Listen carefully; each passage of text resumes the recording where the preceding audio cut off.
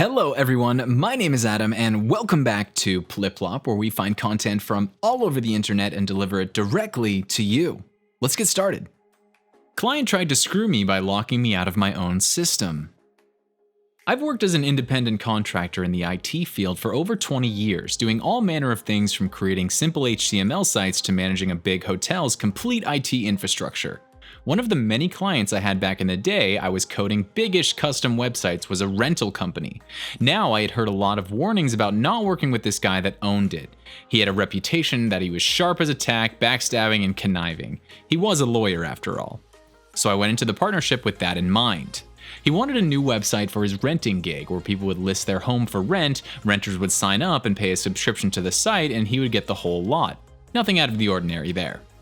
So we make a pretty good deal on paper, we sign it, and I get started on the project. Coding everything in PHP goes well, but he demands suddenly that I show him progress only a week into the progress.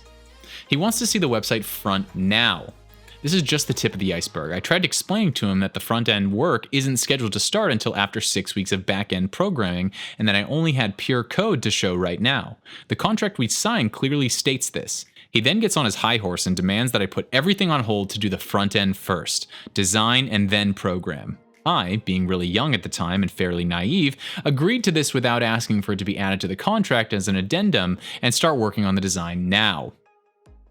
Now, the contract stated that I was given free reign of the design decisions as long as I maintained the same color scheme and used the same logo on the site. So I make a first draft in Fireworks. This was back when it was a Macromedia product, before the Adobe acquisition. And within 2 days, I show him. He's not impressed and demands a different direction and sets up a list of demands. I, as always, aim to please the customer and do what he wants. I design a new layout with his list of demands, but he doesn't like that either.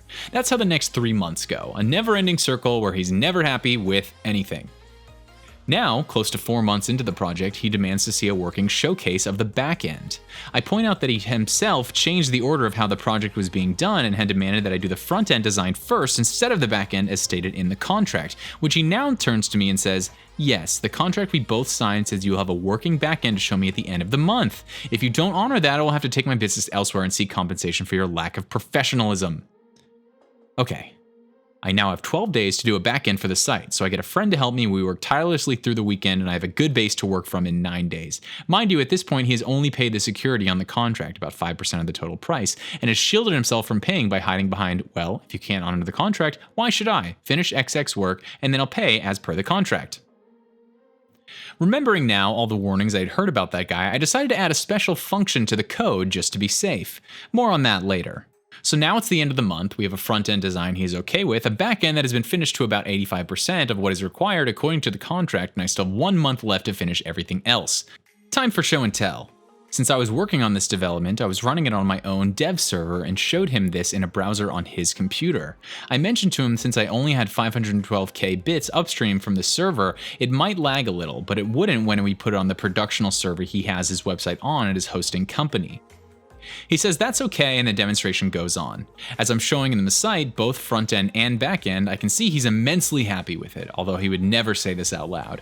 He's trying to hide his smile that pops up regularly, and his eyes gleam with all the added ways he can now make money from. Anyway, he now says that it's way too slow, this is wrong, blah blah blah. Client: I want you to put it up on my production server and see how the speed is. Me: okay, no problem, I can make that happen. Please pay 50% of the contract and I'll get right on it.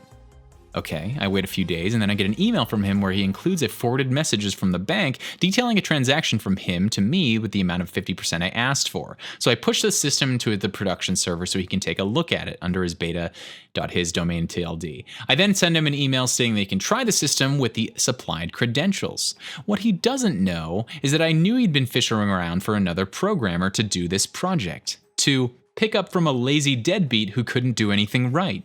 So I knew he would most likely try to screw me. What I also suspected that the email he sent me with the transaction proof was a fake, which it ended up being. Prorevenge number 1. Remember that small function I mentioned? Well, what it did was if user X, his user, tries to remove user Y, my admin, from the system without one setting being changed in the config first, the system will first delete and purge the database and then remove all the documents in the web root. Well, not 5 minutes after he reads the email from me, he does just that. He tries to delete my admin user from the system to lock me out. Guess who has nothing of the project left? He does. Prorevenge number 2. Since it is considered forgery to spoof an email, specifically from a bank, I sent the information to the authorities and he goes under investigation by both the police and the bank lawyers. Prorevenge number 3. I sold the system to a competitor of his for a better price than originally contracted to him, and last I knew he was now blacklisted from owning a company as well as he lost the right to work as a lawyer. I only got that 5% he paid at the beginning and for working for just over 5 months on this project that is hardly anything, but the knowledge of his demise will keep my heart warm for the rest of my life. Bully my brother? Guess you won't know who blew up the toilet. This is not my story, but from my educational advisor, one of the legit funniest people I have ever met. The other day we were talking about our school times and the difference between being educators and students, when she started telling this story. She used to be the model student, getting along with all the teachers and getting the best grades in her classroom, but there was that one teacher she could not get along with. It was her chemistry teacher, and she described her as, all teachers have that breaking point where they just start screaming, but hers was incredibly easy to find. Until the point of the start of the story, she was just an unliked teacher and someone my advisor just dealt with. But one day, she reached her breaking point when her brother told me this teacher, which I'm going to be calling her rude teacher, was calling him stupid and screaming at him for not knowing an answer she hadn't even explained properly yet. That was when she got involved in a plan. The famous toilet bomb. Because of the shared gender with the teacher, she knew where and when the rude teacher would use the restroom. She had a strange routine with the exact time and stall she would use.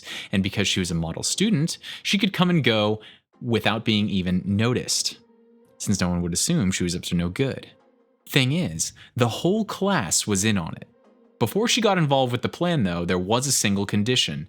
No one would rat or blame anyone else. No one was supposed to talk anything. She had a plan. And to the toilet, the bomb went. My advisor went to the stall, installed the toilet bomb, and went back to class at the exact time rude teacher had her restroom break. When she came back from doing the deed, she sits down at her desk and hears the explosion, followed by rude teacher screaming bloody murder and coming back to the class to scream at them. The only classroom that was on break for teacher transition was my advisor's class, so rude teacher beelined straight to them and started demanding to know who did this. Of course, radio silence.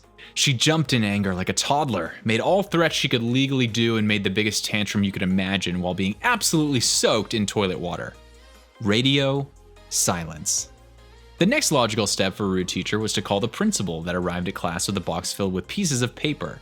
She explained that everyone's to write the name of someone involved in the toilet bomb and put there to be taken and read by her by the end of the class. That was when my advisor stepped in. The second principal was out of class. She told everyone just to write "It was me" in capital letters and put the paper back in the box, which everyone did. When the principal came back and started looking at the papers in front of the class, she slowly turned from a normal color to a deep, fiery red and started throwing her own tantrum. Guess they found out her breaking point. And did the only thing she could do at that point. She suspended the whole goddamn class for 3 days. In the end, my advisor did everything, blew up the toilet, led the class to not snitch on anyone, and earned 3 days at home without no one suspecting anything. Alright, that's it for today, everyone. If you enjoyed the video, please consider giving it a like or let us know in the comment section down below. And if you enjoy these types of videos in general, why not consider subscribing? Thanks again for sticking around, and we'll see you in the next one.